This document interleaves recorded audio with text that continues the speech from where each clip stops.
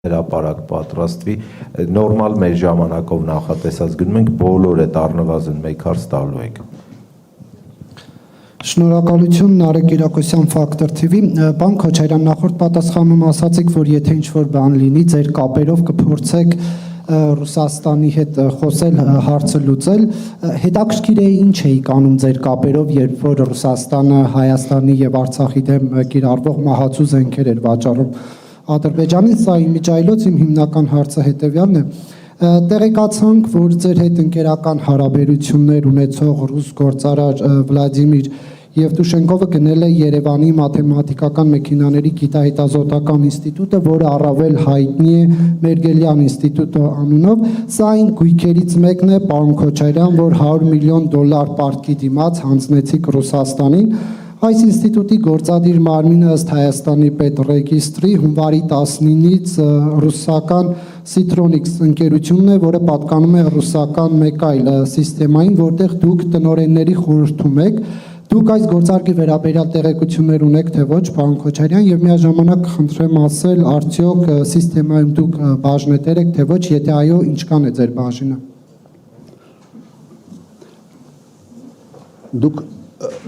Դուք փորձել եք այս հարցը ուսումնասիրել խորությամբ, թե ուղղակի ինչ-որ բան եք լսել ու հիմա հարց եք տալիս։ Հա, ես իսկապես ուզում եմ, որովհետև ձեր ասածների մեջ անճշտությունները էական են։ Հատկապես ո՞րն էր անճշտություն։ Դուք ասում եք, որ սեփականատերը Մերգելյան ինստիտուտի բան, հա, AFK սիստեման է, դա եք ասում։ Չէ, ես ասում եմ կառավարումը Կարող է կրկնել ձեր հարցը, որ բան չլինի էլի, որ Մերգելյան ինստիտուտի կառավարումը հունվարի 19-ից ըստ Հայաստանի պետռեգիստրի անցել է կներեք Citronics ռուսական ընկերության, այսինքն Citronics-ը դարձել է գործադիր մարմինը, իսկ Citronics-ը պատկանում է սիստեմային։ Այո, հիմա նայեք։ Հիմա ո՞րն էր անճշտությունը։ Հիմա նայեք։ Ոչ Մարս գործարանը, ոչ Մերգելյան ինստիտուտը չի հանդիսանում AFK սիստեմայի կամ Citronics-ի սեփականություն։ Դրանք Ռուսաստանի կառավարության սեփականությունն է։ Եվ Ռոսկոմ իմущество այդպիսի մի գործակալություն կա, որը տնօրինում է նման կարգի սեփականությունները։ Սեփականություն չեն։ Եվ բավական երկար ժամանակ Ռուսաստանի այդ գործակալությունը կառավարումը տվել է այդ ընկերությունների AFK սիստեմային մինչև 23 թվականը։ 23 թվականին պայմանագիրը ավարտվել էր եւ AFK սիստեման դուրս եկել ընդհանրապես Հայաստանից։ Նաեւ այն ժամանակ AFK սիստեման Հայաստանում ուներ Vivasel ընկերությունը, որը գնել էր լիբանացի գործարարից։ Գնել էր, եթե չեմ սխալվում, թիվ արդեն չգիտեմ։ Հիմա վերջերս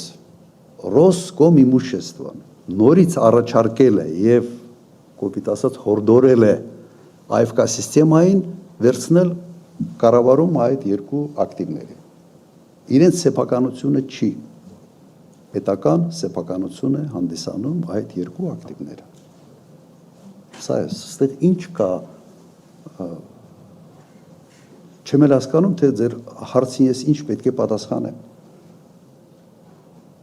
Ռուսաստանի կառավարությունը իր սեփականությունը հանձնարարել է կամ խնդրել է կամ դիմել է, ես չգիտեմ այդ խոհանոցը ինչպես կատարվեց, AFK սիստեմային եւ AFK սիստեման համաձայնվել է։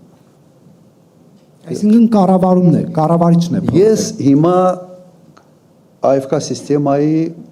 խորհրդի անդամ չեմ, ես հրաժարվել եմ անդամ լինելուց 21 թվականին միջև ընտրությունները իրենք պետք է ունենային բաժնետերերի ժողով հունիսի վերջ, ես մայիսին ասել եմ, որ այլևս ինձ մի առաջադրեք, գնում եմ ընտրությունների։ Անդամ չեմ։ Ունեմ բաժնետոմսերի կամ չունեմ, այո ունեմ, եւ իմ հայտարարագրում դա նշված էր ընտրությունների ժամանակ, եթե չեմ սխալվում, հա։ Որտեղից են այդ բաժնետոմսերը։ Ես եղել եմ անկախ տնօրեն 12 տարի AFK սիստեմայում։ Եվ կարգը հետևյալն էր. դու քո աշխատավարձը ստանում ես մի մասը փողով, մի մասը արժեթղթերով։ Այն արժեթղթերը, որը ես ստացել եմ այդ ընթացքում, այո, այսօր կան։ Եվ սա բան չեք հայտնաբերել, ես իմ հայտարարում դա ուղղակի նշել եմ 21 թվականին, դու կարող եք կենտրոնական ընտրական հանձնաժողովից պահանջել։ Առավել եւս որ նշել է, կարող եք ասել ինչքանն է ձեր բաժինը։ Ոայ, չեմ հիշում, շատ փոքր տոկոս է, 0.00, չգիտեմ ինչ։ Ընկերությունը շատ մեծ ընկերություն է։ Դուք եթե ուզում եք պատկերացնել, թե դա ինչ ծավալի ընկերություն է, ասենց ասեմ, օրինակ ունի գյուղատնտեսական ակտիվներ, ավելի քան 200,000 հեկտար վարելահող, որոքվող, մոտ 200-250,000։ Պատկերացրեք դա համեմատեք Հայաստանի հետ։ Օրինակ ունի բժշկական ակտիվ, մեդսի, 120-ից ավել, թե 150 բժշկական կենտրոններ, հիվանդանոցներ, ավելի շատ, քան Հայաստանը ընդհանրապես։ Եվ այսպես շարունակ, կարող եմ շատ ասել, հսկայական ընկերություն է եւ ավելացնեմ, հաստատ ձեր սրտով չի լինելու, բայց ավելացնեմ, այդ ընկերությունում ես աշխատել եմ 12 տարի եւ բացի պետական կառավարման փորձից, որը ես ունեմ որպես նախագահ, վարչապետ, Ղարաբաղի նախագահ, հսկայական փորձ են ձեռք բերել կորպորատիվ կառավարման հսկայական մեծ ընկերության մեջ։ Դուք նշեք Հայաստանում որևէ մեկին, որը այդ կարգի փորձ ունի եւ պատերազմական եւ պետական կառավարման եւ մասնավոր հատվածում։ Նշեք գոնե մեկ մարդու անուն։ Եվ շնորհակալություն, որ դուք հիշեցրեցիք, որ ես AFK սիստեմայում անկախ տնօրեն եմ եղել 12 տարի շարունակ։ Եվ այս ունիկալ փորձը կարող է ծառայել հենց մեր ժողովրդին եւ Հայաստանի Հանրապետության շահերին։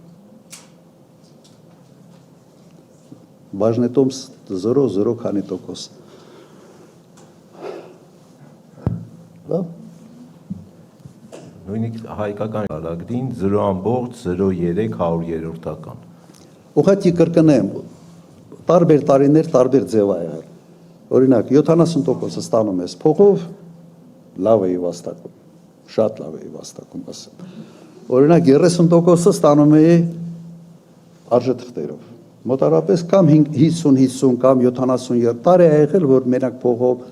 եւ այսպես կուտակվել է արժեթղթերի ինչ որ մի քանակ, որը շատ փոքր է, ընկերությունը շատ մեծ է։ MTS ընկերությունը պատկանում է AFK սիստեմային։ Ռուսաստանի ամենից խոշոր տելեկոմներ, օպերատորն է։ Եվ այսպես շարունակ, շատ մեծ ընկեր։ Օզոն ընկերությունը, որը ստեղ նաև բաներ է։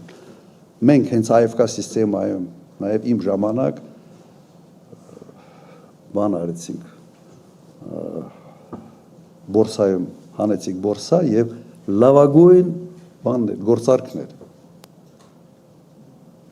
Ձեցկիմիր կոչեցյալը բրենդը պատկանում էր AFK սիստեմային եւ այսպես շարունակ։ Իմ գիտելիքները, նարեկ, շատ բազմազան, շատ։ Խնդրեմ հրապարակ հաջորդ